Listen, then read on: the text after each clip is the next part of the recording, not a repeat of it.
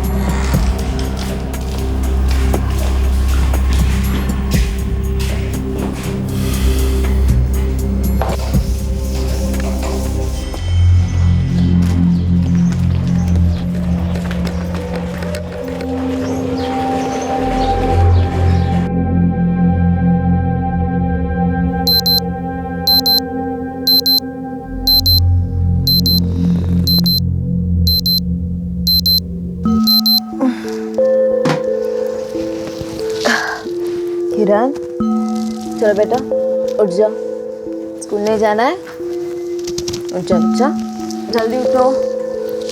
किरण जल्दी उठो, ब्रेकफास्ट में क्या खाओगे? मैथ्स का वर्कशीट कंप्लीट है तुम्हारा? हाँ मम्मी, वो तो कल रात को ही कंप्लीट कर दिया था। Very good. और सोशल साइंस? लेकिन वो वर्कशीट तो दी ही नहीं गई थी। दी नहीं गई?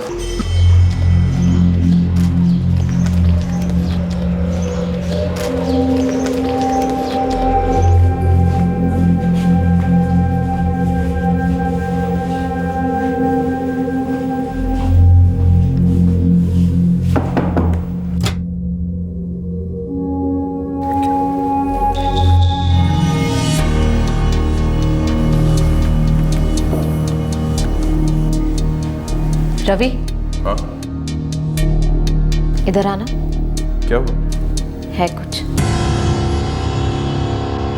सुप्रिया का कॉलेज सुबह 8 बजे शुरू होता है, इसलिए वो सुबह 6:30 बजे यहाँ आती है। मतलब सुबह की बैच में सिर्फ एक ही लड़की होती है और तुम दोनों 2 घंटे इस कमरे में बंद रहते हो? अनीता, ये क्या कह रही है तुम? सुप्रिया स्टूडेंट है मेरी। स्टूडेंट होगी मगर बच्ची तो नहीं है ना। रवि, तुम मुझे सच सच बताओ कि ये सब क्या हो रहा है? तुम्हारा दिमाग खराब हो रहा है। 25 स्टूडेंट्स है तुम्हारे, उनमें से सिर्फ एक ही लड़की है जिसका सुबह कॉलेज होता है, और सिर्फ एक ही लड़की है जिसके लिए तुम्हें सुबह 6:30 बजे क्लासेस खोलने पड़ते हैं। अनीता, सुप्रिया एक बहुत ही हार्ड वर्किंग स्टूडेंट है। अभी उसके सब्जेक्ट्स ऐसे हैं कि उस बेचारी का मॉर्निंग कॉलेज होता है, इसमें उसकी क्या गलती है? और इतनी मेहनती लड़की है। कितनी मेहनती है वो तुम ही जानो, मगर मुझे इतना दिखाई दे रहा है कि तुम उस पर जरा ज्यादा ही मेहनत कर रहे हो।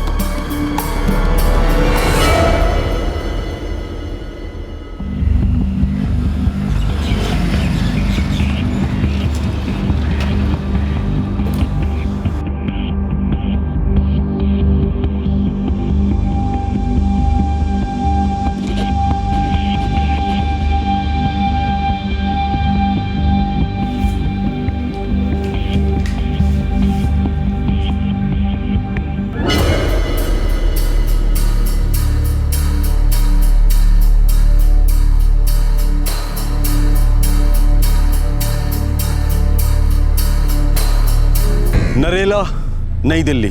रवि डिसूजा अपनी छोटी सी कोचिंग क्लास को चलाए रखने के लिए दिन रात हाथ पैर मार रहा था।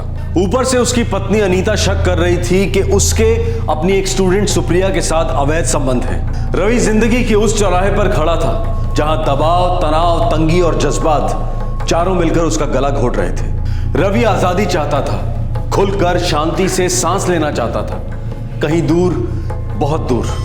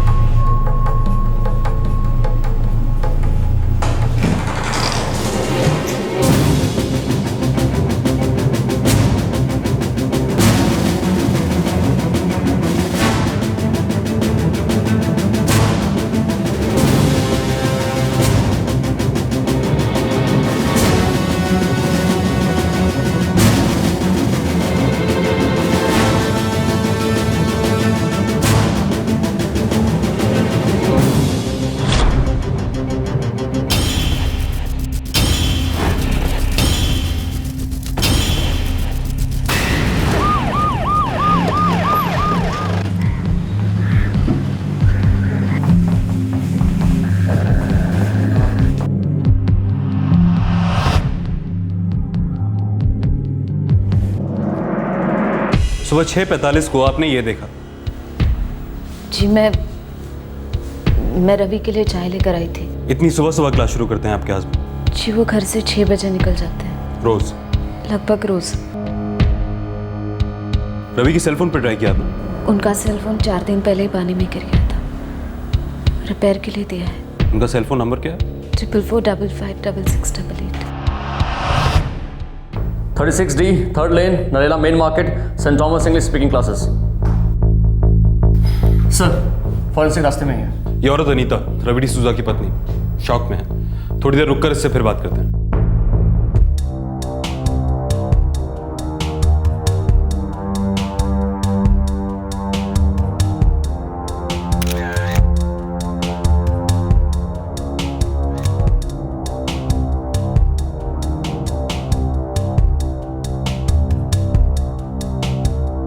अरुण, इंस्पेक्टर ऑन ड्यूटी से कहो कि इस जगह को सील कर दे, हमें यहाँ दोबारा आना होगा। सर। क्या हुआ मम्मा? पापा कहाँ है? पापा को क्या हुआ है मम्मा? पापा को कुछ नहीं हुआ बेटा, पापा जल्द ही घर आ जाएंगे। मुझे कुछ नहीं पता बेटा कहाँ चले गए।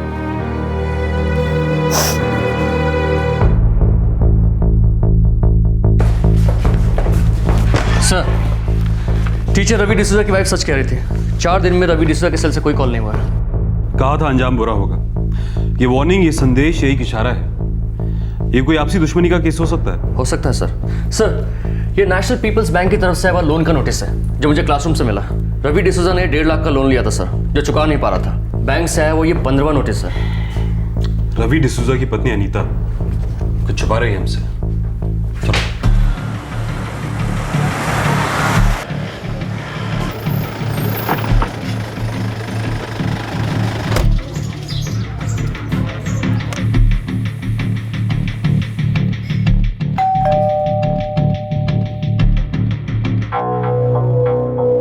मिसेस डिसूजा, कोई रैंसम का कॉल आया है अब तक? कहा था अंजाम बुरा होगा। ये कोई इशारा, कोई पहेली मालूम होती है। क्या मतलब हो सकता है इसका मिसेस डिसूजा? मुझे नहीं मालूम सर। क्या आपको ये मालूम है कि आपका पति कर्ज में डूबा था? नेशनल पीपल्स बैंक से 1.5 लाख का लोन था जो पिछले 6 महीने से चुकाया नहीं गया, और ये बैंक का 15वां नोटिस है। सर, रवि ने कोचिंग क्लासेस शुरू करने के लिए बैंक से लोन लिया था। क्लासेस अच्छी तरह से चल नहीं रहे थे सर। क्या कोई ऐसा था जो आपके पति को धमका रहा था अनीता जी? जी, रवि ने बैंक के अलावा कुछ दोस्तों से भी लोन लिया था।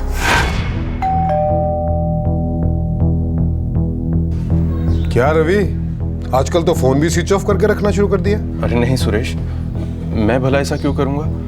वो एक्चुअली मेरा फोन ही खराब हो गया है, पानी में गिर गया था। जैसे मेरे पैसे पानी में चले गए। हाँ देख रवि, अब बहुत हो गया है, पानी सर के ऊपर से चला गया है। दे दे मेरे पैसे अब। रिटर्न कर दूंगा यार ऋषि, मैं कहीं भाग थोड़ा रहा हूँ। मुझे तेरी नहीं, मेरे पैसों की जरूरत है भाई। तू पैसे दे और फिर चाहे जहां मर्जी हो जा, मुझे कोई फर्क नहीं पड़ता है। कसम से बोल रहा हूँ, अगर मुझे थोड़ा भी पता होता कि तेरा पैसे वापस करने का प्लान नहीं है तो मैं तुझे कभी पैसे नहीं देता। हद होती है यार रवि, मैंने तुम्हें लोन दिया और वो भी विदाउट इंटरेस्ट, और तुम उसे खैरात समझ बैठे। नहीं नहीं यार, मुझे बस थोड़ा सा और टाइम चाहिए। मजाक कर रहा है क्या? तू ऑलरेडी 2 साल लेट है रवि। मुझे मालूम है ना, लेकिन देख, गॉड प्रॉमिस, मैं तेरा पैसा जल्द से जल्द लौटा दूंगा। इस बार अगर तूने मेरा पैसा सच में नहीं लौटाया ना तो अंजाम बुरा होगा। सुरेश, ऋषि और नवीन और हैं? जी नहीं सर, यही तीनों। और कुछ ऐसा नहीं है जो कि हमें मालूम होना चाहिए लेकिन आप हमें बता नहीं रही? जी नहीं सर, ऐसा कुछ नहीं है।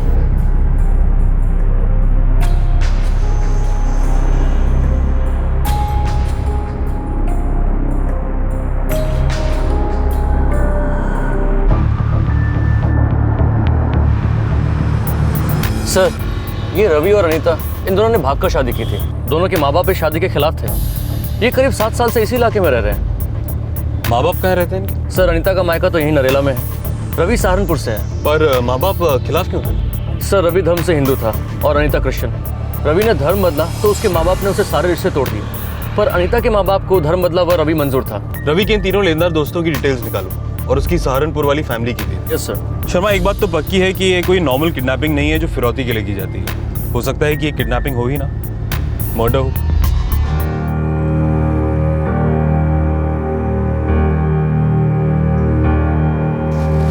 किरण, बेटा खाना खाने चलो। मम्मी, पापा के साथ किसने ऐसा किया है? पापा को किसने मारा तो नहीं? ऐसा नहीं बोलते, कभी नहीं बोलते। देखो पुलिस अंकल पापा को ढूंढ रही है, जल्दी वापस आ जाएंगे। गॉड से प्रे करेंगे कि तुम्हारे पापा जल्दी से जल्दी वापस आ जाए, ठीक है?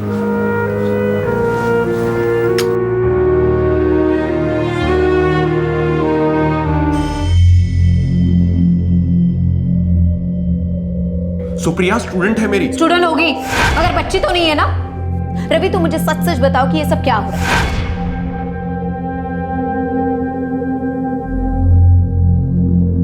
एक दिन बीत गया, लेकिन इस बात पर अभी तक कोई क्लैरिटी नहीं थी कि रवि डिसूजा का अपहरण हुआ है या फिर हत्या। अभी तक फिरौती के लिए कोई फोन कॉल नहीं आया था। फोरेंसिक टीम को क्राइम सीन पर कुछ ऐसे सुराग मिल रहे थे जो काफी कंफ्यूजिंग थे। कोई ये कह नहीं पा रहा था कि आखिरकार जुर्म क्या था, साजिश क्या थी। वो कौन था जिसने क्लासरूम की दीवार पर लिख दिया था, कहा था अंजाम बुरा होगा।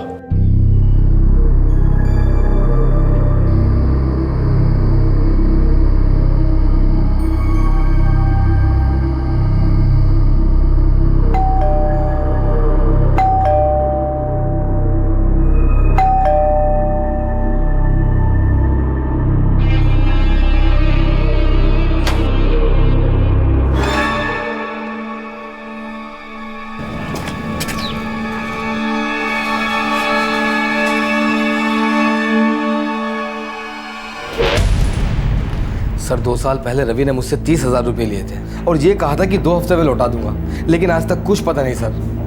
सर 2.5 साल पहले ही took 25,000 फ्रॉम मी और अभी तक लौटा ही रहा है। सर 20,000 मुझसे लिए थे, 4 साल हो गए, एक पैसा तक वापस नहीं आया। अब आप ही बताइए सर, क्या इतनी छोटी सी रकम के लिए हम लोग इतना बड़ा क्राइम करेंगे? इतनी छोटी सी रकम के लिए तुम तीनों ने रवि को तरह तरह से धमकियां दी, इंसल्ट किया, तो किडनैप भी तो कर सकते थे। सर कैसे करेंगे, हम लोग कोई क्रिमिनल थोड़े ही हैं। बस बातों ही बातों में उसको डराते रहते थे ताकि वो हमारे पैसे दे दे। सर इतना सब कुछ हो जाने के बाद भी वो हमारा अच्छा दोस्त है, और आप तो जानते हैं कि दोस्तों में ऐसा होता रहता है। रियल में ऐसा कौन करेगा? सर सच तो यह है कि हम लोगों की सिर्फ इतनी गलती है कि हमने उसको पैसे उधार दिए और उससे वापस मांगे। अब कोई और हमारी आड़ में ये गेम खेल रहा है ताकि उसका कुछ फायदा हो और हम लोग फंस जाएं। रवि ने बैंक के अलावा कुछ दोस्तों से भी लोन लिया था। कहा था अंजाम बुरा होगा। तुम तीनों में से किसने कहा था ये?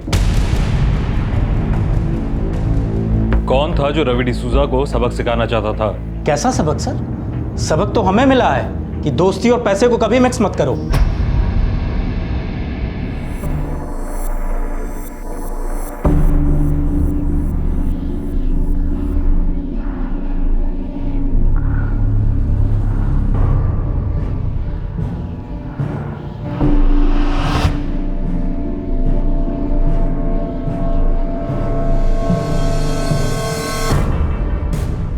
सर कोचिंग क्लासेस के अभी भी 5 स्टूडेंट्स बाकी हैं। ले आओ, सबको लेके आओ।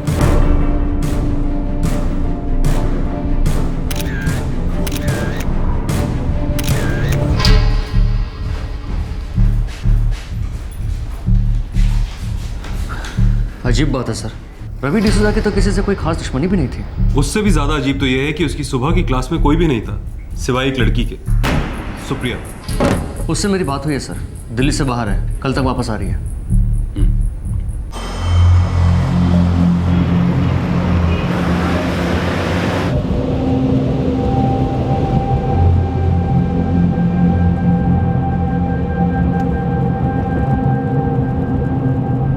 शर्मा, हम जितना बाहर ढूंढ रहे हैं उतना ही मुझे लगता जा रहा है कि ये अंदर का ही मामला है। सर रवि डिसूजा की फोटो मैंने सारे पुलिस स्टेशन में भेज दी है, मगर अब तक कोई फिरौती की मांग तो आई नहीं। शायद कुछ और। तुम्हें लगता है कि उसे मार डाला गया शर्मा?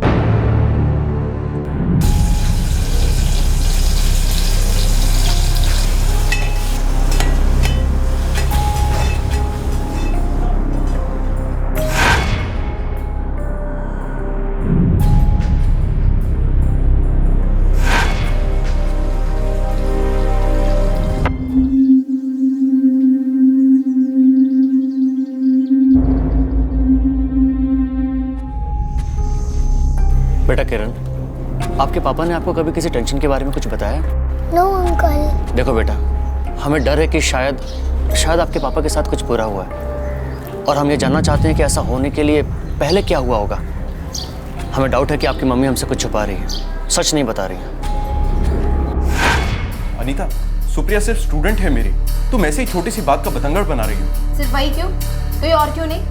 सिर्फ वही एक अकेली है जो सुबह 6:30 बजे आ सकती है। वाह। देखो अनीता, पहले ही मेरे सर पे परेशानियां कम नहीं है, ऊपर से तुम मेरी मदद करने के बजाय किसी फालतू से अफेयर का शक कर रही हो।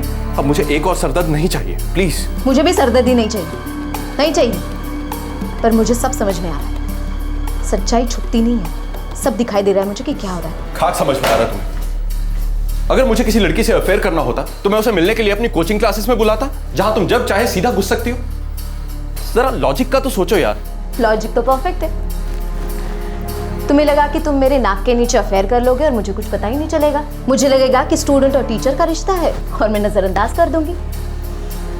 तुम्हारे इस क्लासरूम की गंध को मैंने सूंघ लिया है। गंध मेरी क्लास में नहीं, बल्कि तुम्हारे दिमाग में घुस चुकी है, वो भी इस कदर कि वहां अब कुछ और नहीं घुस सकता।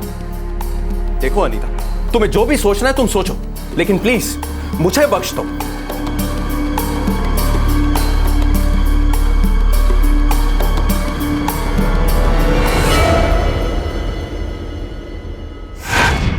अच्छा बेटा, एक बात बताओ, आपके पापा मम्मी के बीच जिस लड़की को लेकर झगड़ा हो रहा था, उसका नाम सुप्रिया ही है ना?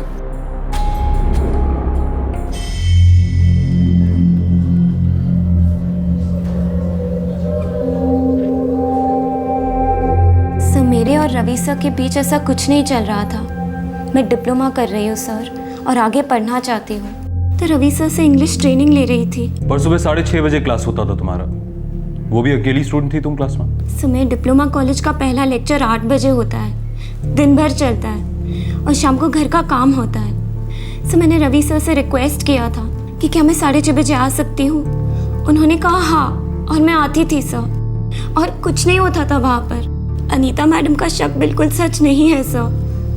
मैंने कभी कोई गलत काम नहीं किया सर, और सर ने भी कभी कुछ गलत नहीं किया। और तुम रोज सुबह 6:30 बजे क्लास के लिए पहुंच जाती थी, लेकिन सिर्फ उस दिन सुबह तुम क्लास के लिए क्यों नहीं गई जिस दिन तुम्हारे रवि सर गायब हुए? सर, क्योंकि उस सुबह मेरा क्लास ही नहीं था। मैंने एक दिन पहले ही रवि सर को बताया था कि मैं नहीं आ सकती। सर, कल मेरा थोड़ा सा काम है, मैं सुबह नहीं आ पाऊंगी। कोई बात नहीं सुप्रिया, फिर हम लोग परसों मिलते हैं। Thank you sir. Good days sir. Days नहीं Supriya, day. Good day. Oh हाँ, गुड डे सर। सुप्रिया, तुम्हारे रवि और अनीता के अलावा ऐसा कोई है जिसे ये बात मालूम हो कि तुम उस दिन सुबह क्लास के लिए नहीं जाने वाली थी? मैं किसी और को क्यों बताती सर? सुप्रिया, तुम्हें क्या ऐसा डाउट होता है कि रवि की पत्नी अनीता को तुम दोनों के अफेयर का शक इस तरह से खाए जा रहा था कि शायद उसने खुद ही रवि को? सॉरी सर, मैं इस बारे में कुछ नहीं कहना चाहती। मुझे रवि सर के पर्सनल लाइफ के बारे में कुछ नहीं मालूम। एक और बार कहती हूँ सर, मेरे और रवि सर के बीच कभी कुछ नहीं था और ना कुछ है। 2 दिन बीत गए थे, लेकिन रवि डिसूजा की कोई खबर नहीं थी। पुलिस पूरी तरह से बौखला गई थी। यह अपहरण था या फिर मर्डर, या फिर इस कहानी में कोई तीसरा एंगल था।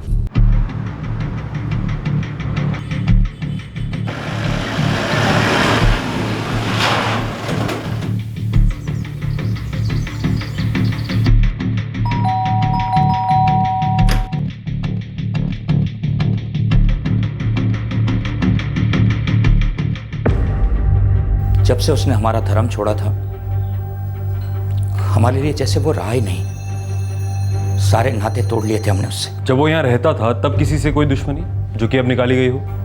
मुझे नहीं पता। वो मेरा वो लड़का रवि किसी मुसीबत में फंस गया होगा साहब। वैसे वो बहुत अच्छा इंसान है। समाज के सामने हमने भले ही उससे सारे नाते तोड़ लिए हों, पर खून है वो मेरा, और है तो है। मैं अपने खून को अच्छी तरह से जानता हूं। आज तक उसकी किसी से कोई दुश्मनी नहीं है। पूरी जिंदगी में एक थप्पड़ तक नहीं मारा उसने किसी को। बहुत मेहनती था वो, तगड़ा दिमाग था उसके पास, तीनों भाइयों में सबसे अच्छा पढ़ता था, होशियार भी था। कितने अरमान।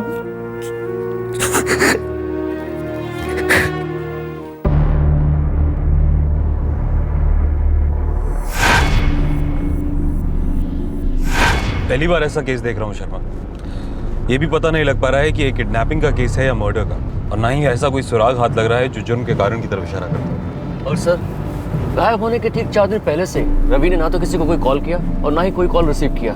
सर, ये बात मुझे थोड़ी सी खटक रही है। इन 4 दिनों में किसी ने उससे कोई कम्युनिकेशन करने की कोशिश नहीं की। सर, आज के ज़माने में ऐसा जो भी कम्युनिकेशन हुई वो उसके साथ ही चली गई शर्मा। ये भी साजिश का ही हिस्सा है। हेलो इंस्पेक्टर नागर, मज़ा है यार। कोचिंग क्लासेस के क्राइम सीन को लेकर कुछ ज़रूरी फाइंडिंग्स मिली हैं, आपके साथ डिस्कस करनी है। जी, मुझे 2 घंटे दीजिए, मैं अभी आपके लैब पहुंचता हूँ। ओके, मैं वेट कर रहा हूँ। ज़मीन से खून के निशानों को साफ किया गया है, सबूत मिटाने की कोशिश हुई है। जो खून जमीन पर स्प्रेड आउट हुआ लग रहा है वो दरअसल लाश घसीटने की वजह से नहीं, पोछा मारने से हुआ। तो आपका मतलब है कि कोई पहले बॉडी को कोचिंग सेंटर के बाहर लेकर गया और फिर लौट कर क्राइम सीन से सारे सबूतों को मिटा गया। यस, पॉसिबिलिटी है। सर ये देखिए, जिस तरह से ब्लड के मार्क्स स्प्रेड हुए हैं, ये मर्डर के वक्त तो हो ही नहीं सकता। सर, मैं क्राइम सीन पे दोबारा से गया था, और सर ये खून का ट्रेल ऐसा लगता है कि जानबूझकर कोई हमारे लिए छोड़ के गया है। शायद कोई संदेशा या इशारा। इंस्पेक्टर, हमें शक है ये एक नेचुरल क्राइम सीन नहीं है कि कुछ हुआ और बस हमें सुराग मिल गया। यहाँ कुछ चीजें प्लांट की गई है, ये एक प्लान है इस वारदात में। ये तो मुझे भी काफी समय से लग रहा था मुझे। क्राइम सीन नेचुरल नहीं था, उसे जानबूझकर बनाया गया था। एक रंग, एक दिशा दी गई थी। ये एक बहुत बड़ी खबर थी जो फोरेंसिक टीम ने पुलिस को दी। पुलिस का शक अब यकीन में बदल गया था कि ये जुर्म एक सोची समझी साजिश थी। क्या थी ये साजिश? कौन था इसके पीछे?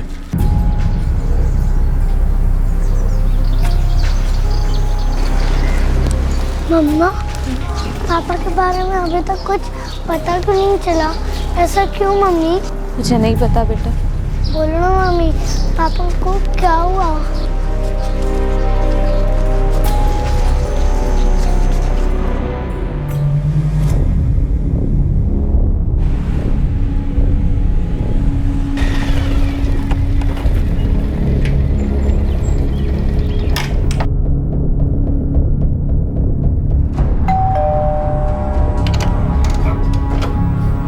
कैसा था आज का दिन?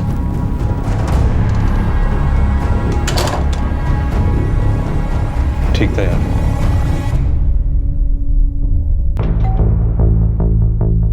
चार दिन बिना किसी भी तरह की कम्युनिकेशन के, और वो भी इतने बड़े शहर में। बहुत मुश्किल है सामान लेना। हो सकता है रवि डिसूजा का फोन रिपेयर हो गया हो, मगर उसने अपनी वाइफ से छुपाया हो। क्यों छुपाया हो? ताकि वो उसे कॉल ना कर सके। उनके बीच झगड़ा भी चल रहा था सर, उस लड़की सुप्रिया को लेकर। और सर, फोन रिकॉर्ड्स में भी 4 दिन के किसी भी इनकमिंग आउटगोइंग कॉल का जिक्र नहीं है। शर्मा, इस फोन का हमारे हाथ लगना बेहद जरूरी है।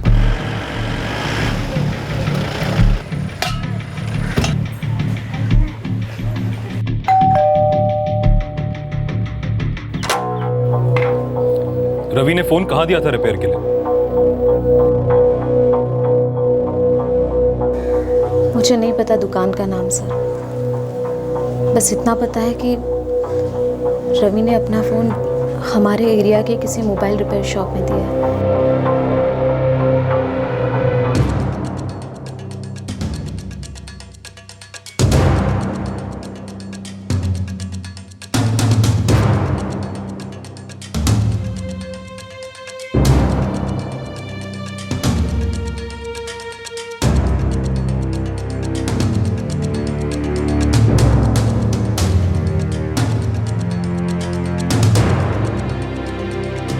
हाँ जी सर, बिल्कुल जानता हूँ, ये रवि सर है। हमारी दुकान में इन्होंने मोबाइल रिपेयर कराया था। दिखाइए। हाँ जी सर, बिल्कुल। देखिए सर, 4 सितंबर को फ़ोन ठीक कराने के लिए देके गए थे और 8 सितंबर को फ़ोन बनकर रेडी था और शाम को वो ले गए।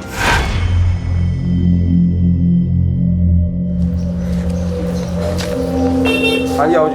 ये लीजिए। हाँ जी सर। हेलो जी। Hello phone ready.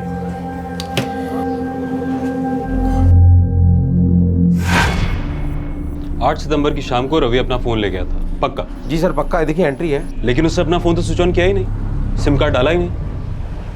आपके सामने सिम कार्ड डाला था? दरअसल उन्होंने सिम कार्ड नहीं डाला था, मैंने खुद डाल के दिया था।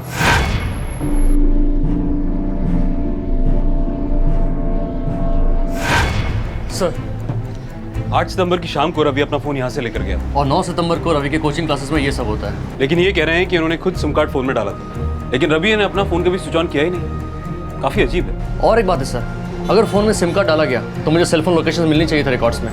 देखिए दोबारा याद कीजिए, आपने सिम कार्ड फोन में ढंग से डाला था? बिल्कुल याद है सर। दरअसल रवि सर का फोन पानी में गिरने के बाद बंद पड़ गया था, तो मैंने उनको बोला कि आपके सेल की बैटरी गई काम से और सिम भी। सर ये सिम तो पूरी तरह से खराब होगा। मैं तो कहता हूँ कि गैलरी में जाके आप नया सिम ले लीजिए, आपका यही नंबर चालू हो जाएगा, लेकिन थोड़ा उसमें वक्त लग जाएगा। नहीं नहीं, मुझे तो जल्दी स्टार्ट करना है। इसको तो स्टार्ट होने में ज़्यादा टाइम लग जाएगा, आप एक काम करो नया कनेक्शन ले लो। ठीक है। अच्छा मुझे आपके डॉक्यूमेंट्स लगेंगे, लेकिन आपको प्रीपेड चाहिए कि पोस्टपेड चाहिए? अगर पोस्टपेड चाहिए तो उसमें ज़रा ज़्यादा वक्त लग जाएगा। नहीं नहीं, मुझे प्रीपेड ही दे दीजिए। नया नंबर? जी सर। क्या है नंबर? ये दिखा दो।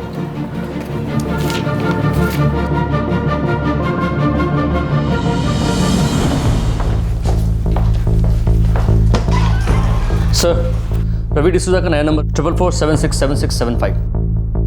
8 सितंबर की शाम को इसे स्विच ऑन किया गया था।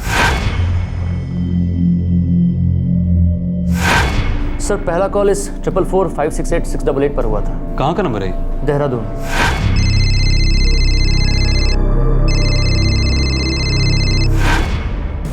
ट्रिपल 4568 किसका नंबर है ये? सर ये किसी मनोज दिवेचा का नंबर है।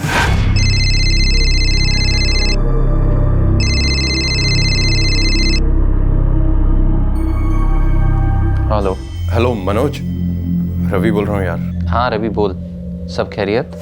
Manoj दिवेचा 12/17 clock tower Dehradun. कोई कुछ बोलेगा नहीं, हम सीधा वहां जाएंगे और डायरेक्ट पता लगाएंगे। यार अनीता और किरण को भी साथ ले आता। हाँ यार, लाना चाहिए था। लेकिन तू जब यहाँ पर है तो तेरी कोचिंग का क्या? लंबी छुट्टी? हाँ सोच रहा हूँ यार अब परमानेंट छुट्टी करता हूँ। ये तू क्या बोल रहा है रवि? हाँ यार, अब तुझसे क्या छिपाना, क्लासेस तो जैसे बंद करने की नौबत आ गई है। फीस बढ़ाओ तो स्टूडेंट्स ही नहीं आते, और मौजूदा फीस और स्टूडेंट्स में तो कुछ बचता ही नहीं है यार। रवि अगर नए टीचर्स रखे तो? यार आजकल हर टीचर अपना खुद का क्लास खोलना चाहता है। अगर नया टीचर रखूंगा तो उसे मोटी सैलरी देनी पड़ेगी, और मेरी जेब तो जब देखो तब खाली ही है यार। सॉरी यार, पर मुझे अंदाजा ही नहीं था। बुरे दिन चल रहे हैं यार, और ऊपर से कुछ नहीं यार, कुछ नहीं।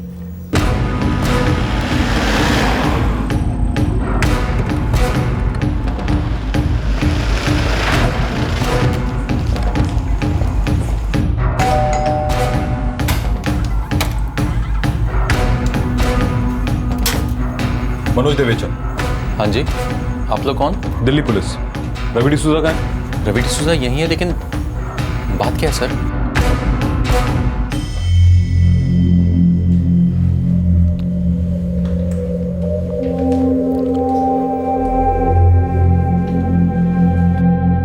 असली दुनिया में पुनः स्वागत है डिसूजा साहब। रवि ये सब क्या है यार?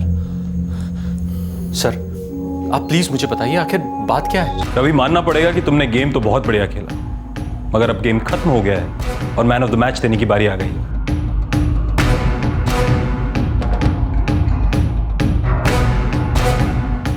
इंस्पेक्टर साहब मेरा यकीन कीजिए, मुझे इन सब के बारे में कुछ भी नहीं पता। बस 8 सितंबर को रवि का फोन आया था, इसने बोला मैं आ रहा हूं। मैंने बोला ठीक है आ जा। यार मनोज, मैं तेरे पास आ रहा हूँ, देहरादून। बढ़िया रवि, तू आ जा। बड़े अरसे से मिले भी नहीं है यार। पर ये अचानक तेरा ट्रिप कैसे बना? बस यार कुछ काम है, और कुछ और भी है, आकर बताऊंगा तुझे। ठीक है यार, तू आ जा। अनीता और किरण भी आ रहे हैं ना? नहीं यार, अकेला ही आ रहा हूँ मैं। ये अकेला आ रहा था, मगर आने से पहले एक जबरदस्त प्लान बनाकर आ रहा था। अब उस प्लान में ये अकेला था या फिर इसकी बीवी और बच्चा भी शामिल था, यह अभी पता चल जाएगा।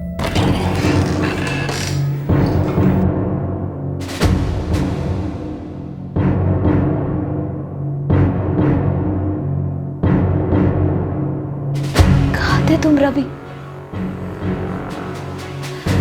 क्या हुआ कोचिंग क्लास में? रवि, सर अनीता को इसके बारे में कुछ भी मालूम नहीं है। जो कुछ भी हुआ, जो कुछ भी किया, उसके लिए सिर्फ मैं ही जिम्मेदार हूं।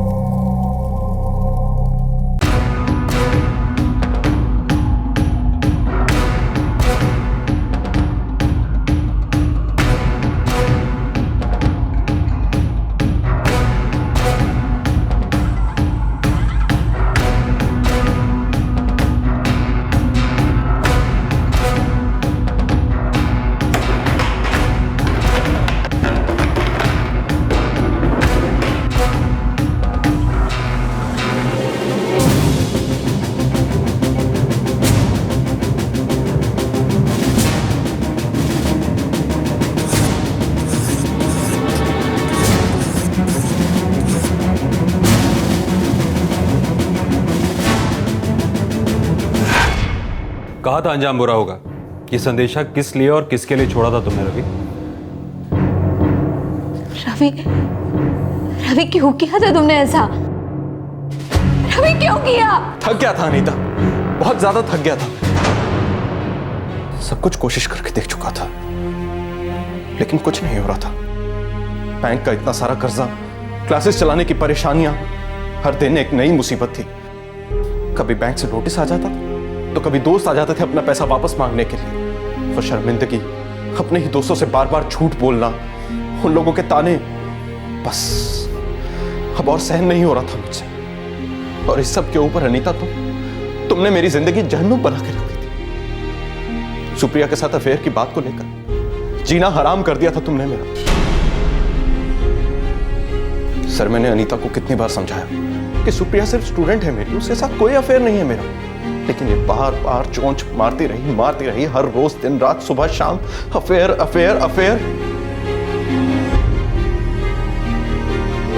सर, मैं अपनी पत्नी अनीता और बेटे किरण के लिए सिर्फ एक अच्छी जिंदगी चाहता था। मैं चाहता था कि मैं एक अच्छा टीचर साबित हो जाऊं। बेशक मेरे स्टूडेंट्स मुझे कम फीस दें, लेकिन उन्हें मेरी हेल्प से अच्छे मार्क्स आए। और मुझे पूरा कॉन्फिडेंस भी था कि मैं ऐसा कर सकता हूं। मैं अगर फीस बढ़ाता तो मेरे स्टूडेंट्स चले जाते, और मौजूदा फीस में तो गुजारा करना भी मुश्किल था। कर्ज ने मेरी कमर तोड़ के रख दी थी सर। लेकिन अनीता के सुप्रिया के साथ अफेयर वाले तानों ने मुझे अंदर तक तोड़ के रख दिया। मैं तो सुसाइड करना चाहता था, लेकिन हिम्मत ही नहीं। जब भी कोशिश की,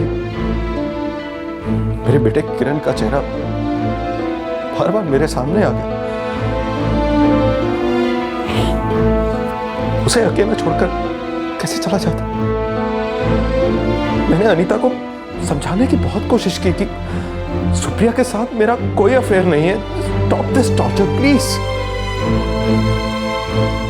बस इसीलिए मैं ये बचकाना सा स्टूपिड सा प्लान बना बैठा। I am guilty for this inspector. I am very sorry. Ravi D'Souza ऐसा कोई नहीं जिस पर टेंशन नहीं, दबाव नहीं। मैं समझता हूं कि तुम पर कई सारे प्रेशर एक साथ आए, लेकिन इस तरह का गैरकानूनी कदम उठाना किसी भी एंगल से सही नहीं है, ना तुम्हारे लिए, ना तुम्हारी फैमिली के लिए, और ऑब्वियसली समाज के लिए।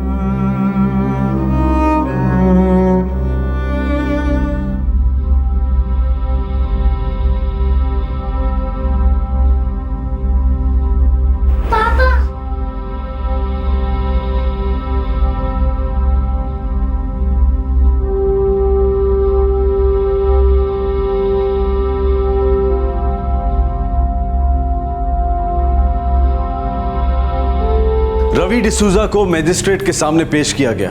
मजिस्ट्रेट ने उसे स्टेट मशीनरी को इस कदर गुमराह करने के लिए सख्ती से डांटा, लेकिन उसे छोड़ भी दिया।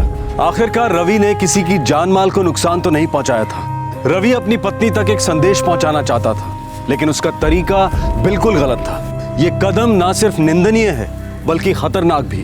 रवि के अपने कारण रहे होंगे डिस्टर्ब होने के, मेंटली टॉर्चर फील करने के, लेकिन इस तरह से अपनी बात सामने रखना ये एक दस्तक है, मजबूत दस्तक है कि सामने वाले का मानसिक संतुलन खो गया है। हर शादी उतार चढ़ाव देखती है, लेकिन एक दूसरे के साथ संतुलित दिमाग से कम्युनिकेट करना एक रिश्ते में अनिवार्य होता है। ऑफ कोर्स ये बिल्कुल उतना आसान नहीं है जितना सुनने में लगता है। इसकी वजह से ये बेहद जरूरी है कि हर जोड़े का एक सपोर्ट सिस्टम हो। परिवार का कोई बुजुर्ग, अच्छे दोस्त या फिर रिश्तेदार, ये सभी एक शादी को संभालने में मदद कर सकते हैं। इस केस में रवि ये पूरा ड्रामा करके अपने दोस्त मनोज के यहाँ जाकर छुप गया। अगर उसने पहले से ये सारी बात अपने दोस्त मनोज को बताई होती तो शायद वो उसकी मदद कर पाता। अगर किसी जोड़े के पास ऐसा कोई रिश्तेदार या दोस्त नहीं है तो प्रोफेशनल मैरिज काउंसलर हर शहर और कस्बे में मौजूद है। आज के दौर के शहरी जीवन में मेंटल इलनेस हर घर की सच्चाई है और इस पर पर्दा डालने से किसी का भला नहीं हुआ है। और एक आखिरी मुद्दा, कर्ज, लोन्स। एक बार फिर एक कॉमन समस्या जो हर कोई कभी ना कभी फेस करता है। आर्थिक मुश्किलात का पहाड़ चढ़ना बहुत मुश्किल है, लेकिन संतुलन खोने से कर्ज अपने आप तो कम नहीं हो जाएगा ना।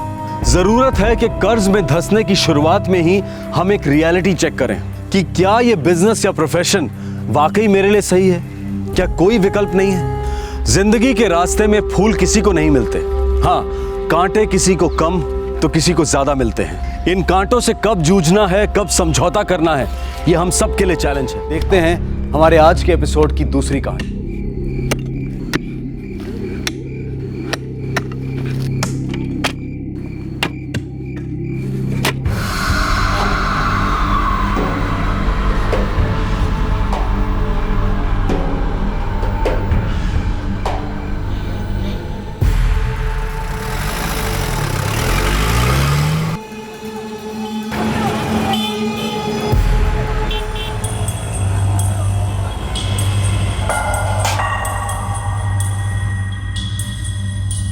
सात 700 ग्राम है। 18 लाख तक तो मिलेगा। लेकिन बिल तो नहीं है ना तुम्हारे पास? कुछ सोच समझ कर बोलो।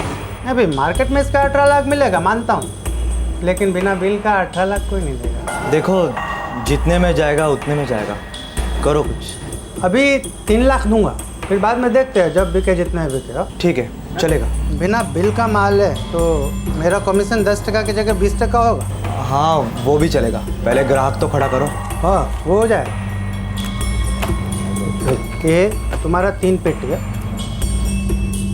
एक 700 ग्राम का गोल्ड बार, मार्केट वैल्यू 18 लाख रुपए। लेकिन ये सोना गैर कानूनी था, इसका कोई बिल नहीं था। आखिरकार ये सोना आया कहां से था? क्या ये स्मगलिंग का माल था? क्या इस पर किसी के खून के निशान थे? कई सवाल दस्तक दे रहे थे कि इस सोने में कुछ खोटा है।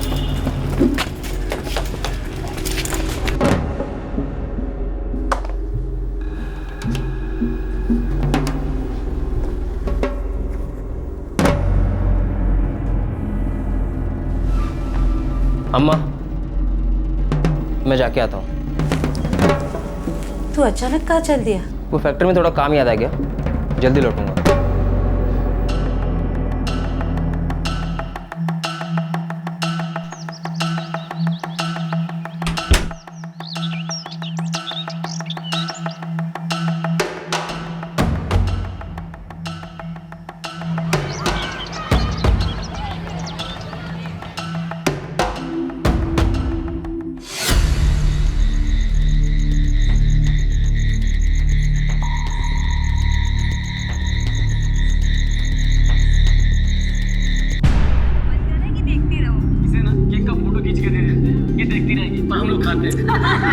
नारायण, जगदीश लौटा नहीं अभी तक?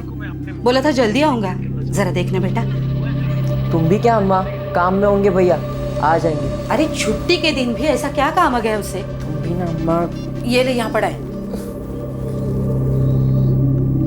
आपके द्वारा डायल किया गया नंबर स्विच ऑफ है। काम में है। कैसे पता चला?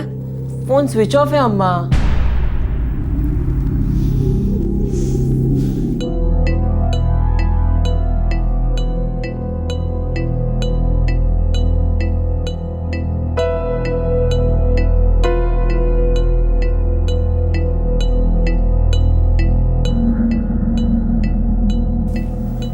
इतनी देर तो उसे काम वाले दिन भी नहीं हुई।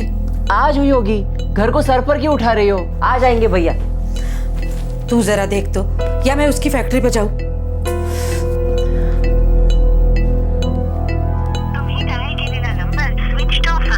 अभी भी फोन स्विच ऑफ है। तो उसके सेठ को फोन लगा। अरे पागल हो गई हो क्या? सूरज सेठ जी को इतनी रात गए डिस्टर्ब कैसे कर सकता हूँ? उन्होंने ही किसी काम से रोक कर रखा होगा ना उसे। जगदीश ने बोला था मैं जल्दी आऊंगा। तू लगा उनको फोन। नंबर नहीं है मेरे पास।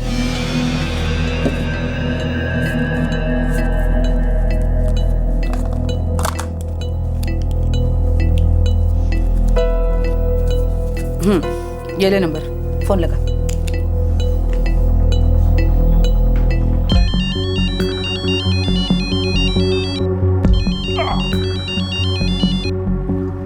हेलो।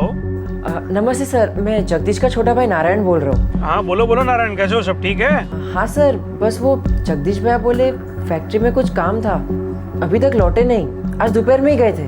अरे भाई आज कैसे हो सकता है? आज तो रविवार है, फैक्ट्री बंद है। लेकिन भैया तो बोले थे फैक्ट्री में काम था। अच्छा देखो, शायद हो सकता है मेरा जो पार्टनर है ना महेश, उसने बुलवाया हो। हाँ? एक काम करो, उसके मोबाइल पे ट्राई कर लो ना। स्विच ऑफ है सर, और अम्मा भी थोड़ी परेशान है। अरे नारायण, अरे बच्चा थोड़ी ना है वो, है आ जाएगा, यहीं कहीं होगा। ठीक है, टेंशन मत लो। ठीक है सर। हाँ चल, कमाल है। अरे भाई जगदीश अपना है बैठा होगा अपने दोस्तों के साथ दारू पीने, तो घर पे झूठ बोल के गया कि मैं फैक्ट्री जा रहा हूँ। ये लोग ना कभी सुधरेंगे नहीं। इसे ना केक का फोटो खींच के दे देते हैं, ये देखती रहेगी और हम लोग खाते हैं।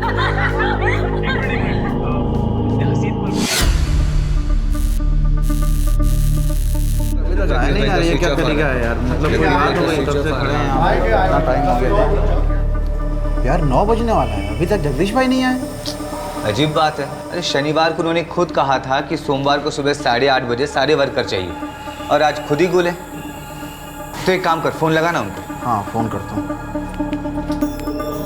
यार 8:30 बजे बोल रहा हूँ। आपके द्वारा डायल किया गया नंबर तो स्विच ऑफ आ रहा है उनका। तो एक काम कर, सेठ को फोन लगा और बता दे हम सारे वर्कर 8:30 बजे यहाँ आ चुके हैं और अभी तक जगदीश भाई नहीं आए। ठीक है? और आज तो यार 10-10 सेट तैयार करने, क्या होगा उसका? पूछ ले, पहले बात कर ले। हेलो सेठ, मैं दिनेश कारीगर बोल रहा हूँ। हाँ बोलो दिनेश। सेठ अभी तक जगदीश भाई नहीं आए, यहाँ ताला लगा हुआ है। आज तो बहुत काम है सेठ। यार इसको हो क्या गया है? अच्छा ठीक है, तो एक काम करो, तुम वहाँ रुको, मैं 10 मिनट में पहुँच रहा हूँ। ठीक है सेठ। आपके द्वारा डायल किया गया नंबर स्विच ऑफ है।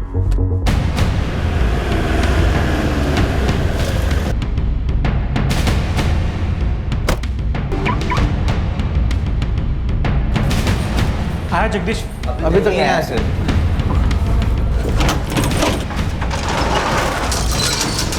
फटाफट काम शुरू कर दो सब लोग।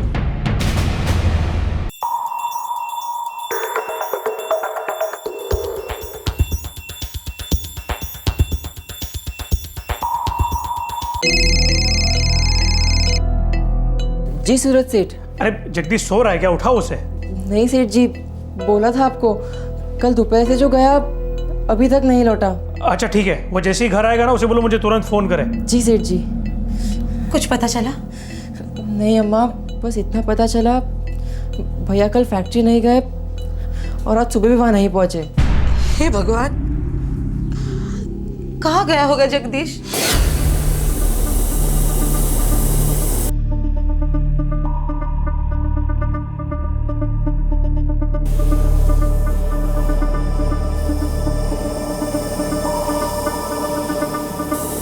आपके द्वारा डायल किया गया नंबर स्विच ऑफ है।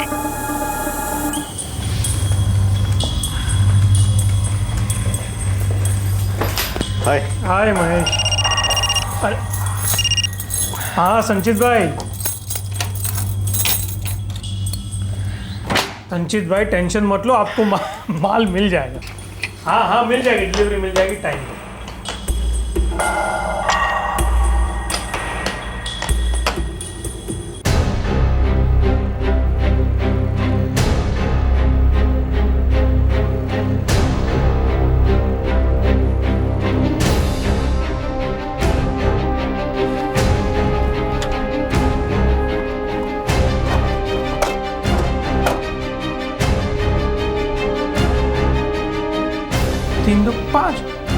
ये तो सिर्फ 5 ही है। हाँ, एक 700 ग्राम का पूरा बार गायब है। तूने देखा ना अंदर ठीक से? हाँ, अच्छी तरह देख लिया। जगदीश का उसको बुलाओ। वो आज सुबह से काम पे नहीं। जगदीश भैया बोले फैक्ट्री में कुछ काम था, अभी तक लौटे नहीं, आज दोपहर में ही गए थे। अरे भाई आज कैसे हो सकता है, आज तो रविवार है, फैक्ट्री बंद है। लेकिन भैया तो बोले थे फैक्ट्री में काम था। लफड़ा है यार। क्या लफड़ा सूरज? जगदीश कल दोपहर से गायब। ये क्या कह रहे हो तुम? 5 अगस्त 2012 की दोपहर को मुंबई के दहीसर वेस्ट इलाके से सोने का एक कारीगर जगदीश रावत गायब हो गया। इतवार का दिन था, ज्वेलरी यूनिट बंद थी। सोमवार 6 अगस्त 2012 की सुबह उस यूनिट के 2 पार्टनर्स सूरज खीमजी और महेश खंडेलवाल ने पाया कि उनके लॉकर से एक 700 ग्राम का गोल्ड बार मिसिंग है। गोल्ड बार और जगदीश, क्या इन दोनों के गायब होने के पीछे कोई कनेक्शन था? सर, इस जगदीश रावत का मोबाइल तो अभी भी स्विच ऑफ ही दिखा रहा है। इस जगदीश की लॉकर तक एंट्री थी? जी, वो काफी भरोसे वाला है। पिछले 4 साल से मेरे साथ काम कर रहा है सर, कभी इधर का उधर नहीं। और इतना भरोसा था सर कि हम दोनों के अलावा एक वही है जो मेरे लॉकर को छू सकता है। देखिए सर, 6 महीने पहले जब मैंने और सूरज ने पार्टनरशिप शुरू की थी, तब सिर्फ जगदीश के साथ ही शुरू की थी। आपने बताया था जगदीश ने आपको बताया था कि किसी काम से वो फैक्ट्री जा रहा है? हाँ, ऐसा ही कहा था जगदीश ने। अम्मा, मैं जाके आता हूँ। तू अचानक कहाँ चल दिया? वो फैक्ट्री में थोड़ा काम याद आ गया, जल्दी लौटूंगा। सर ये कैसे पॉसिबल है? रविवार को हमारे वहाँ ज्यादातर छुट्टी होती है। कभी कोई इमरजेंसी डिलीवरी हो या कोई बड़ा ऑर्डर हो तो ही हम रविवार को यूनिट खुला रखते हैं, बाकी तो छुट्टी होती है सर। तो रविवार को कोई इमरजेंसी डिलीवरी थी? सोमवार की थी सर, लेकिन जगदीश ने सामने से कहा था कि सेठ रविवार को कारीगर मत बुलाओ, सोमवार शाम तक हम सारा ऑर्डर कंप्लीट कर देंगे। ऐसा सामने से कहा था जगदीश ने आपसे? बिल्कुल सर, उसने कहा था कि सोमवार को सुबह 8:30 बजे मैं सारे कारीगरों को बुला के शाम तक ऑर्डर कंप्लीट कर दूंगा। सेठ, कल रविवार है तो बंदी रखते ना, ओवर टाइम क्यों चढ़ा रहे हैं? अरे मुझे शौक थोड़ी ना है जगदीश, है सोमवार को शाम को डिलीवरी देनी है, इतना काम है, इतने कम टाइम में कैसे होगा? मैं हूं ना, मैंने सबसे बात कर रखी है। देखिए, सोमवार को सुबह 8:30 बजे सब लोग आ जाएंगे, धनाधन काम शुरू कर देंगे, शाम को 4 बजे के पहले काम खत्म। पक्का ना? नहीं, वो महेश ने जुबान दी है क्लाइंट को कि सोमवार शाम को 10 सेट आपके हाथ में होंगे। मैं कह रहा हूँ ना, सब हो जाएगा। सर, जगदीश बहुत जिम्मेदारी के साथ अपना काम करता था।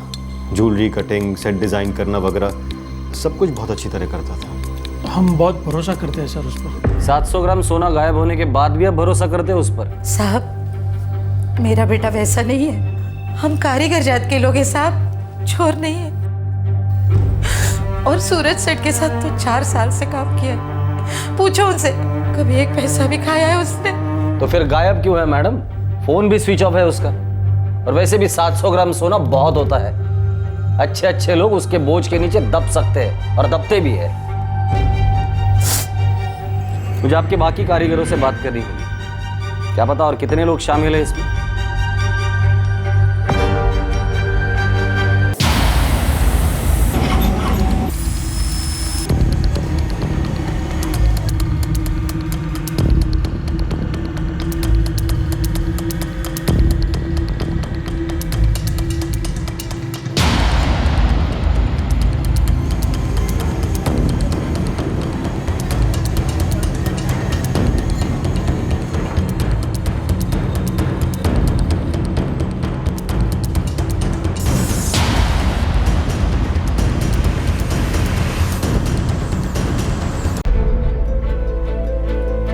फोन अभी भी स्विच ऑफ आ रहा है अम्मा।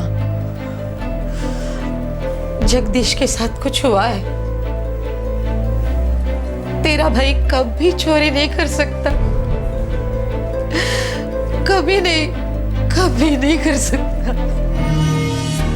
देखिए, मैंने आपके बाकी के वर्कर्स से भी बात की है, सब सीधे लगते हैं। अगर चोरी हुई है तो सिर्फ ये अकेले जगदीश का काम है। ये सब देख के वही लग रहा है, लेकिन मुझे ना थोड़ा डाउट आ रहा है। नहीं मतलब पिछले 4 सालों से मैं उसे जानता हूँ, बहुत करीब से।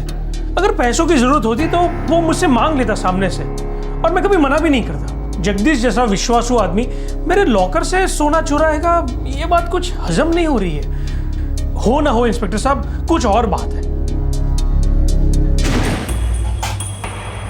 700 ग्राम है, 18 लाख तक तो मिलेगा। लेकिन बिल तो नहीं है ना तुम्हारे पास? देखिए सूरज सेठ, चोरी तो हुई है, 18 लाख का सोना आपके लॉकर से चुराया गया है। अब 2 पार्टनर्स के सिवा सिर्फ एक आदमी उसे छू सकता था, और वो आदमी छू मंतर है।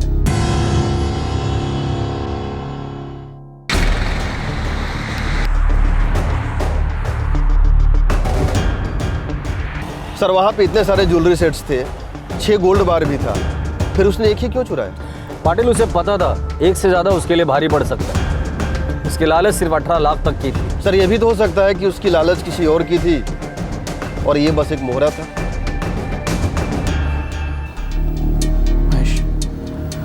यार आई एम रियली सॉरी यार। नहीं सूरज, तुम क्यों सॉरी बोल रहे हो? तुम और मैं तो सपने में भी नहीं सोच सकते थे कि तेरा 4 साल पुराना सबसे वफादार कारीगर ऐसा करेगा। पता नहीं उसने ऐसा किया क्यों। नारायण, सच सच बोल, जगदीश ने कभी तुझसे कुछ बात की थी? कुछ भी? क्या माँ, थोड़ी देर पहले बोल रहे थे कि भैया ऐसा कभी नहीं कर सकते, और अभी तू भी उन लोग जैसे सोच रही है। देख, ये तो कोई जवाब नहीं हुआ, तू सच सच बता। अभी लिख के दूं? बोला ना नहीं, कुछ नहीं बोला। मनीषा को तो बोला होगा, जरूर बोला होगा।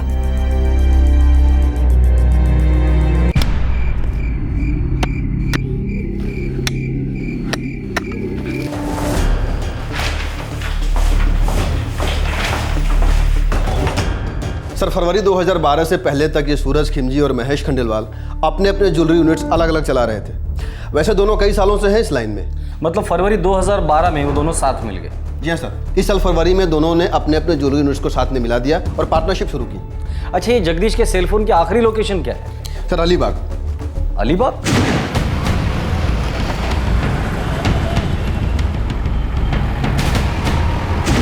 5 अगस्त को रात 9:30 बजे उसका सेलफोन अलीबाग में स्विच ऑफ हुआ और तब से वैसा ही है।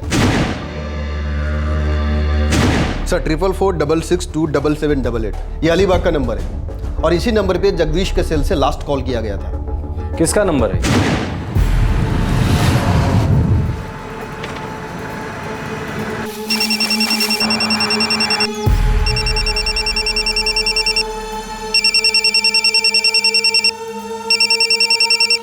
हाँ जगदीश।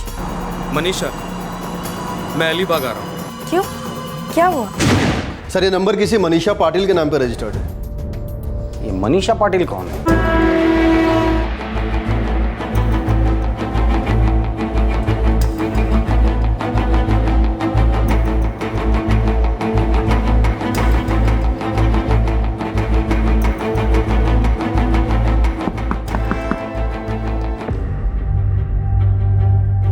मनीषा पाटिल कौन है? वो जगदीश की मंगेतर है, अलीबाग में रहती है, कुरुल गांव। जगदीश की आखिरी बात उसी से हुई थी। लेकिन जगदीश भाई तो उनसे मिले ही नहीं। मेरी बात हुई मनीषा भाभी से।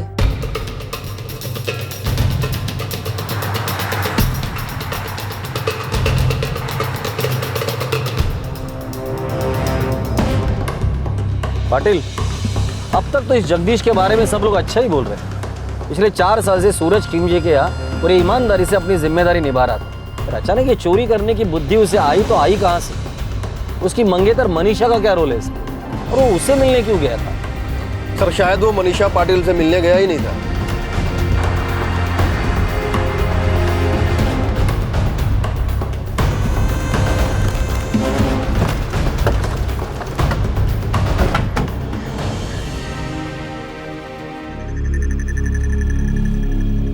तुम कह रही हो कि जगदीश तुम्हें मिलने आया ही नहीं था? जी सर, वो मुझसे मिलने नहीं आया था। तो फिर मनीषा और कितने रिश्तेदार और दोस्त है उसके स्कूल गांव अलीबाग में जिनसे वो मिलने आया था, और क्यों आया था? मनीषा, मैं अलीबाग आ रहा हूँ। क्यों, क्या हुआ? डील फाइनल कर रहा हूँ। अरे ऐसे कैसे? पैसे कहाँ हैं? मेरी जेब में। क्या? गोल्ड बार के बारे में कुछ बताया उसे? क्या गोल्ड बार? डील की बात कर रहा था वो। कौन सी डील? मनीषा, कौन सी डील फाइनल होने जा रही थी? सर मुझे नहीं पता, आप किशोर दत्ता से पूछिए। किशोर दत्ता? अब ये किशोर दत्ता कौन है?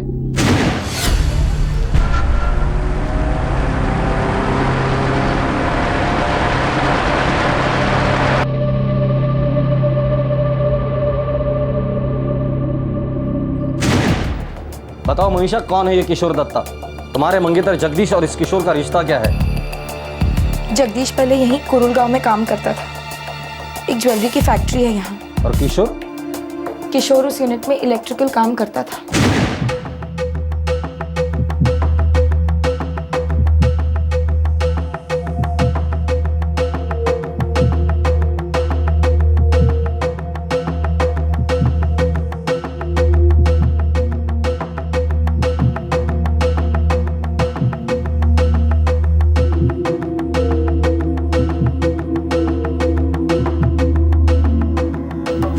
जगदीश और मैं भी वहीं मिले थे, फिर हमारी सगाई हुई। मैं किशोर को तब से जानती हूँ। जगदीश सोना लेकर किशोर के पास आ रहा था, उसे बेचने के लिए। मुझे कुछ नहीं पता सर, मैं सिर्फ इतना जानती हूँ कि जगदीश और किशोर बहुत अच्छे दोस्त हैं और कोई डील करने वाले थे। इससे ज़्यादा मैं कुछ नहीं जानती। सर, इस किशोर के पास हमारे सारे सवालों के जवाब मिलेंगे। जगदीश कहाँ है, सोना कहाँ है, सब कुछ। पता नहीं पाटिल, पर यह मामला मुझे कुछ ज़्यादा ही गहरा मालूम पड़ता है। 700 ग्राम सोना बहुत होता है, और इतना सोना चुराने के पीछे बहुत बड़ी वजह होगी। क्या होगी? चलो।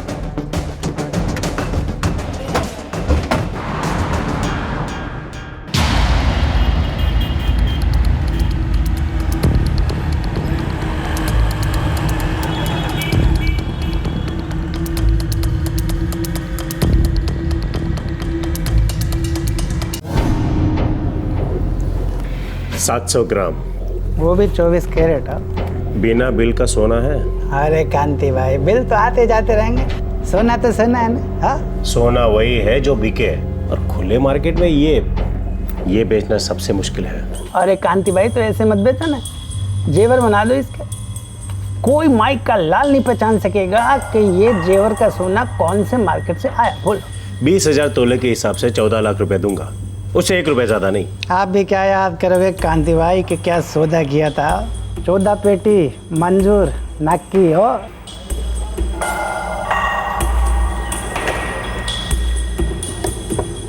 ये 700 ग्राम का गोल्ड बार दहीसर से मुंबई, मुंबई से अलीबाग और फिर से मुंबई के सोने के मार्केट में सफर करता रहा। सौदे होते रहे, लेकिन इन कैरेट्स, तोलों और पेटियों के बीच में जगदीश रावत कहां था? और उस इलेक्ट्रीशियन किशोर दत्ता का सोने के कारीगर जगदीश रावत के साथ क्या रिश्ता था? क्या सिर्फ दोस्ती थी?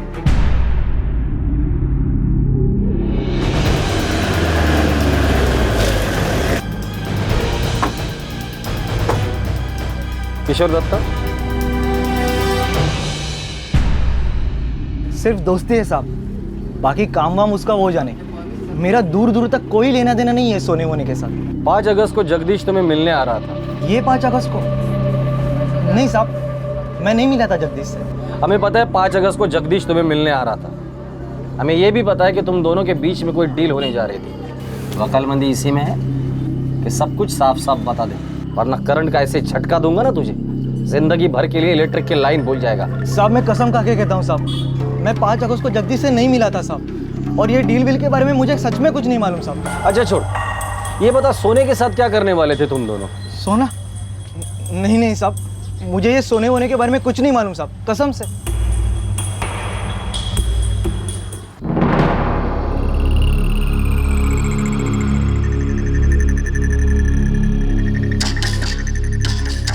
सर, रविवार 5 अगस्त को इस किशोर का सेलफोन 12 बजे स्विच ऑफ हुआ और उसी दिन शाम को 7 बजे फिर से ऑन हुआ।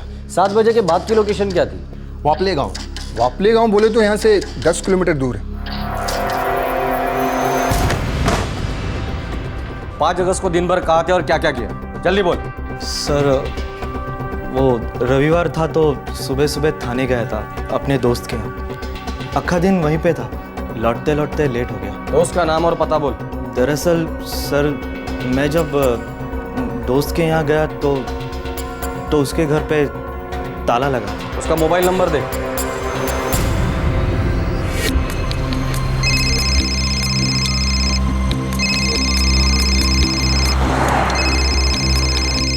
हेलो, आप कौन? पुलिस। क्या हुआ साहब? कुरुल गांव का किशोर दत्ता बोल रहा है कि रविवार 5 अगस्त को जब वो तुम्हारे घर पे गया था, वहाँ ताला लगा हुआ था। सही है? ताला था? लेकिन मैं तो घर पर ही था। मेरी दुकान तो घर को लगकर ही है। मेरी फैमिली पूरा दिन घर पर थी। ये किशोर ऐसा क्यों बोल रहा है? सब ठीक तो है ना साहब? ठीक नहीं है, अभी ठीक कर देंगे। पूरा दिन दुकान दुकान दुकान, रविवार हो या त्योहार, ये अपनी दुकान कभी नहीं छोड़ते। 5 अगस्त को किशोर थाने गया था। मुझे नहीं पता, घर से निकले थे दुकान के लिए, बाकी मुझे कुछ नहीं मालूम।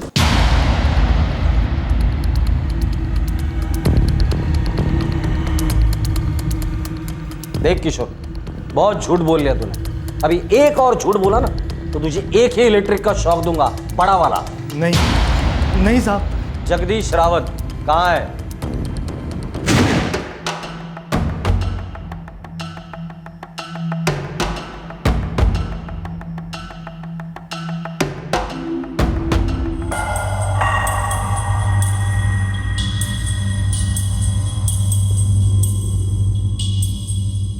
खरा है ना? 24 कैरेट, एकदम प्योर। तू बोल रहा था ना 9 लाख की गारंटी चाहिए, ये उससे भी ज्यादा कर। यार जगदीश, अब हम जो करने निकले ना वो करके दिखाएंगे। किस चीज की गारंटी थी? क्या करने वाले थे तुम दोनों? वो हम क्या? जगदीश अपनी मंगेतर मनीषा से मिलने आया था। किशोर, कैसे शुरू करेंगे? अरे वापले गांव में एक बियर बार है, उसका मालिक वो बार बेचना चाहता है, मैं जानता है उसको। अरे लेकिन अगर वो बेचना चाहता है इसका मतलब उसका धंधा मंदा है, इसलिए तो बेच रहा है वो। अरे नहीं, सॉलिड चलता है, बैठने की जगह नहीं होती उस बार में। लेकिन उसका मालिक है ना, वो वापले गांव छोड़ के जा रहा है, इसलिए वो बेचना चाहता है। लेकिन अपने आइडिया चलेगा? अरे दौड़ेगा, मैं तो बोलता हूँ उड़ेगा। अरे महीने के 60-70 हज़ार तो बैठे बैठे कमाएंगे। अर्धे तुझे अर्धे माजे, 35 तेरा 35 मेरा, और सीजन में डबल धंधा। लेकिन बार खरीदने लल्लू चीज थोड़ी ना, सॉलिड पैसे चाहिए और उसके लिए। देख, मेरे पास 2-4 पेटी है, तेरे पास भी तो कुछ होगा ना? यार मेरे पास नहीं है इतने पैसे, कुछ बचता ही नहीं है यार। क्या बात कर रहा है यार, खुद सोने में खेलता है और कंगालों की बात करता है। अरे वो तो सेठ लोगों का सोना है। तो तू भी थोड़ा सोना उठा ना, तू भी सेठ बन जाएगा। मजाक में भी ऐसी बात मत कर, अपनी सेठ क्या चोरी करूंगा मैं? अबे चोरी की बात कौन कर रहा है?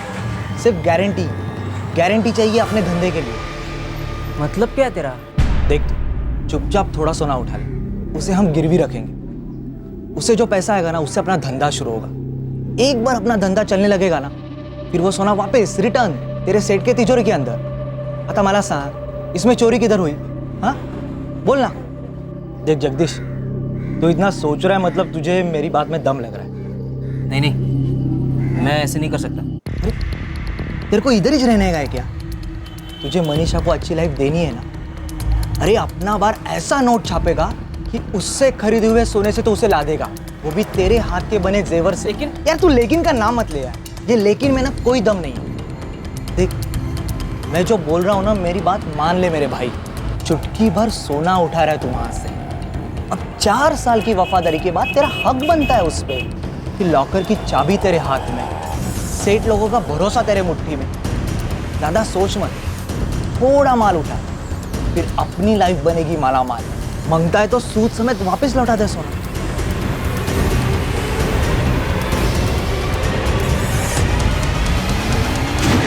तो जगदीश सोना लेकर तुम्हारे पास आया था?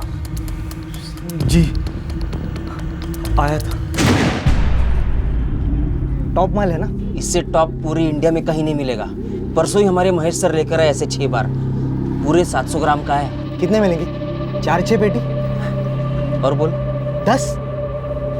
और बोल 15? ना 18। मार्केट में पूरे 18 लाख मिल सकते हैं इसके। बहुत तेरी।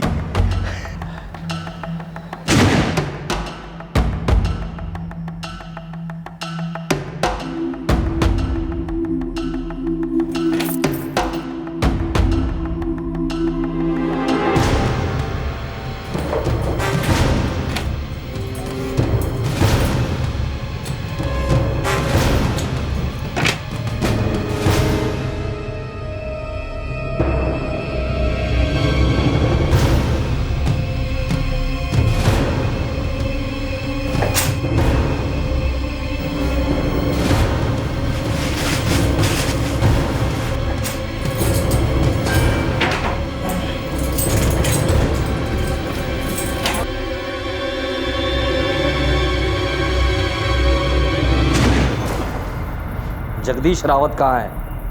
बोल। जगदीश रावत एक ईमानदार सोने का कारीगर था जो खुद अपना एक छोटा सा धंधा शुरू करना चाहता था। अपने दोस्त किशोर के बहकावे में आकर उसने जुर्म की दुनिया में कदम रखा।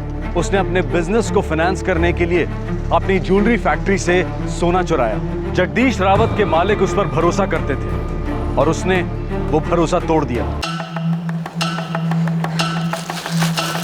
जगदीश, अभी हम ना उस बियर बार में जाते हैं, हाँ?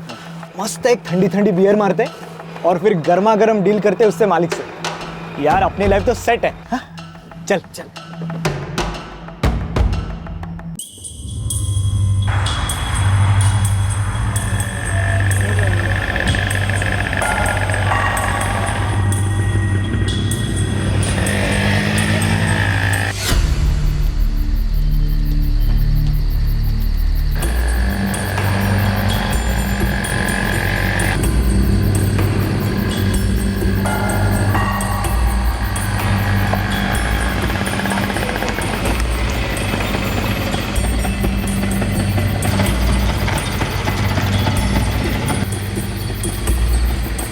कैसा है? एकदम मजे। जगदीश, ये गोपाल साने और ये केशव भोसले। हेलो। वो जो बार है ना, वो इनका है। अब कुछ ही देर में अपना हो जाएगा। लेकिन इस वीराने में बार? अबे तू देखेगा ना तो वही चक्कर आके गिर जाएगा। सॉलिड ढासू बार है। तू चल ना, चल।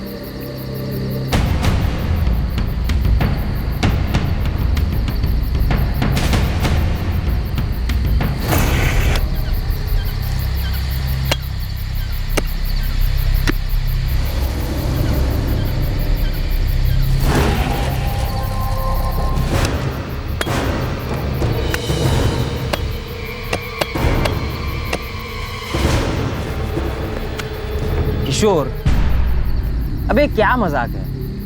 यहाँ कहाँ है बार? ये तो जंगल है। अरे जगदीश, थोड़ा सब्र कर यार। आगे देख, थोड़ी देर में इसी जंगल में मंगल होगा। चल।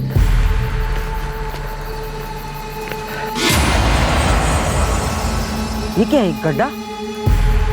ये गड्ढा नहीं है मेरे प्यारे दोस्त, ये बिस्तर है। अब तू यहीं सोए हमेशा के लिए। किशोर, तू ऐसे कैसे कर सकता है? तू मजाक कर रहा है ना? तू मजाक कर रहा है ना? नहीं, सच।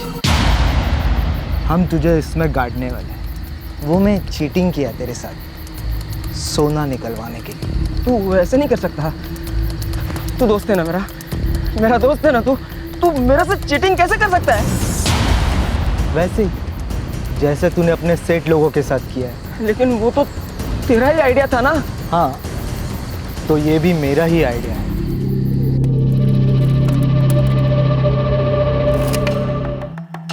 सोना कहाँ है? बेच दिया। किसको? 700 ग्राम है। 18 लाख तक तो मिलेगा इसका। लेकिन बिना बिल का 18 लाख कोई नहीं देगा। अभी 3 लाख दूंगा और फिर देखते हैं बाद में, जब बिके जितने बिके हो।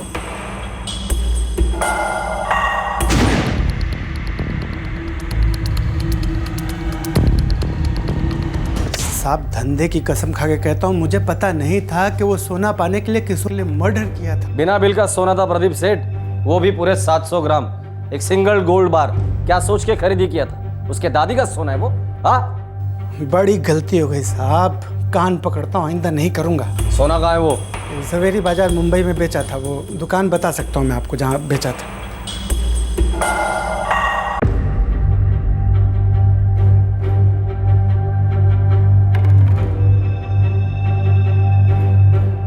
चुराया हुआ सोना हम लोगों ने जवेरी बाजार से रिकवर कर लिया है। Thank God. तो अब ये कि आपको अलीबाग सेशन कोर्ट में उसकी वापसी के लिए एक एप्लीकेशन फाइल करनी पड़ेगी, क्योंकि ये केस वहां दर्ज हुआ है। आप टेंशन मत लीजिए, आपको सोना वापस मिल जाएगा। जितना टेंशन सोना खोने का था, उससे कहीं ज्यादा टेंशन भरोसा खोने का है सर। हम व्यापारियों की वही पूंजी होती है, और एक बार वो पूंजी लुट जाए तो दुनिया की कोई भी कानूनी कोर्ट वो वापस नहीं कर सकती। कितना अच्छा कारीगर है, कितना भरोसेमंद। पता नहीं उसने ऐसा किया क्यों सर। जगदीश, तुम्हें लगता है ऐसा करना सही है? मैं इतना ज़्यादा नहीं सोच रहा हूँ। देखो किशोर मेरा बहुत पुराना दोस्त है, हमारा बिजनेस अच्छा ही होगा। तुम अपने सेठ के यहाँ से चोरी करने के बारे में सोच भी कैसे सकते हो जगदीश? चोरी नहीं कर रहा मैं, बस उनका थोड़ा सा सोना इस्तेमाल कर रहा हूँ अपने बिजनेस के लिए। बस जैसे ही हमारा बिजनेस चल पड़ेगा वैसे उनका सोना उनको वापस लौटा दूंगा मैं, किसी को कुछ पता नहीं चलेगा। तो वैसे भी हमारे पास दूसरा कोई चारा नहीं है, समझ रही हो ना तुम?